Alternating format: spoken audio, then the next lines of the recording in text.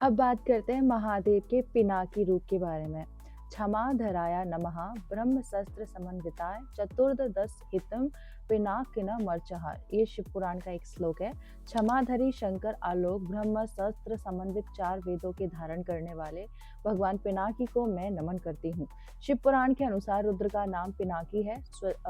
श्वेताश्वतर उपनिषद कहते हैं कि जब ब्रह्मा ने भगवान विष्णु का अन्य देवताओं को रुद्र तत्व का ज्ञान कराया, तब सब लोगों को एकत्रित करके साक्षात रुद्र प्रकट हुए। उनका रूप अत्यंत तेजस्वी और भयानक था। फिर सभी देवताओं ने उन्हें नमस्कार किया। उसके बाद वेदों का अधिष्ठान करने वाले भगवान पिनाकी सशक्त रूप में प्रकट हुए।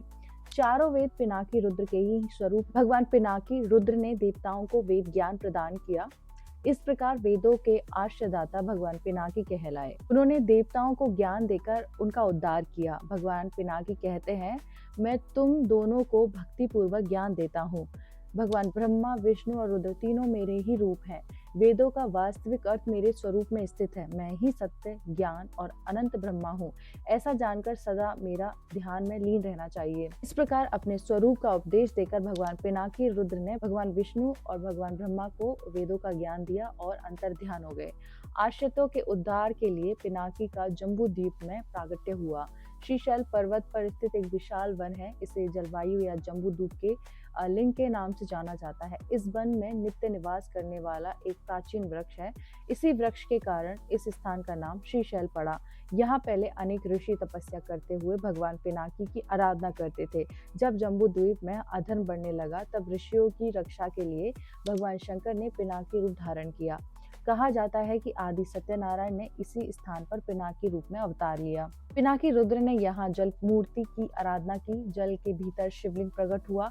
उसी शिवलिंग की स्थापना कर भगवान पिनाकी ने भक्तों को दर्शन दिए। ये शिवलिंग अत्यंत ही दिव्य था।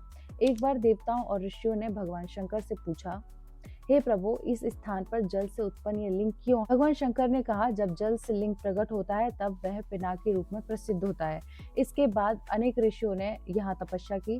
भगवान पिनाकी ने उन्हें दिव्य ज्ञान प्रदान किया। उन्होंने कहा, जो इस लिंग का दर्शन करता है वह समस्त पापों से मुक्त हो जाता है। उसके बाद भगवान पिनाकी अंतर्ध्यान हो गए। उपनिषद में शिव शिचते शुचि भूत्वा गृहीत्वा मने उद्वम एकांतेन मनो युंजायता ततो ज्ञानम प्रवर्तते। पिनाकी रूप में भगवान शिव का यह स्वरूप अत्यंत ही रहस्यमय है। जो साधक इस स्वरूप का ध्यान करता है वह स्थिर बुद्धि और ज्ञान की प्राप्ति करता है। पिनाकी शिव का स्वरूप तप, वैराग्य और वेद ज्ञान का प्रतीक है। पिनाकी के दर्शन से मनुष्य के भीतर छिपे हुए विकार नष्ट होते हैं और चेतना का विस्तार होता है। यह रूप साधक को बाह्य आडंबरों से मुक्त कर आत्मज्ञान की ओर ले जाता है। अब बात करते हैं महादेव के शंभु रूप के बारे में। ब्रह्मा विष्णु है शाश्वते दानवाश्रमा यस्मात् प्रजायन्ते देवास्तमा शंभु प्रणाम्यहम्। ये शिव पुराण का श्लोक है। ब्रह्मा विष्णु महेश देव दानव ऋषि जिनसे उत्पन्न हुए हैं और जिसमें सभी देवताओं की उत्पत्ति हुई है, ऐसे भगवान शंभु को मैं प्रणाम करती हूँ। ही भगवान रुद्र की इस सृष्टि के सृजन, पालन और संहार करता है। शंभु शिव, ईश्वर और महेश के नाम है। श्रुति में कहा गया है कि एक ही रुद्र है जो सभी लोगों को अपनी शक्ति से संचालित करते हैं।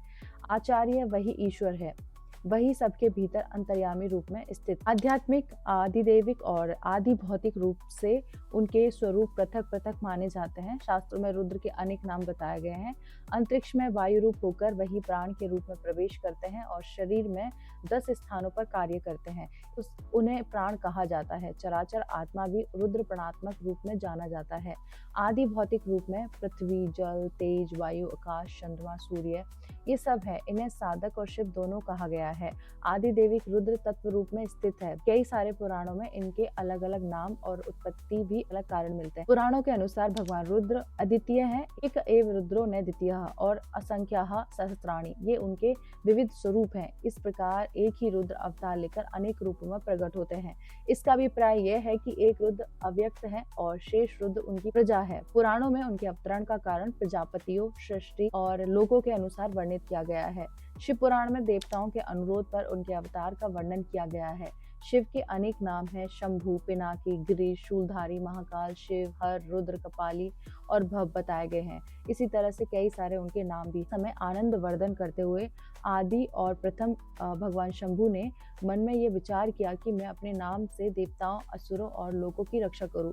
इस विचार से उन्होंने भगवान विष्णु को दक्षिण भाग से उत्पन्न किया। कुछ समय बाद ईश्वर ने ब्रह्मा को प्रकट किया। भगवान विष्णु और ब्रह्मा स्तुति करने लगे। तभी भगवान शंभु अपनी शक्ति आदि शक्ति के साथ प्रकट हुए। उन्होंने कहा, मैंने सृष्टि की रक्षा के लिए तुम दोनों को उत्पन्न किया है। मैं इस सृष्टि का कारण हूँ, तुम दोनों सृष्टि और संहार के साधन हो। भगवान विष्णु को पालन का और ब्रह्मा जी को सृजन का कार्य सौंपकर वे अंतर्ध्यान हो गए। प्रथम रुद्र भगवान शंभु की आदि भौतिक पृथ्वी मूर्ति पंचानन दक्षिण लिंगम के नाम से शिवलिंगों में इस दिशा विशेष में मानी जाती है। इनकी उपासना से लौकिक और आध्यात्मिक सिद्धियां प्राप्त होती है। भगवान शंभु का नंदीश्वर अवतार के बारे में जानते हैं।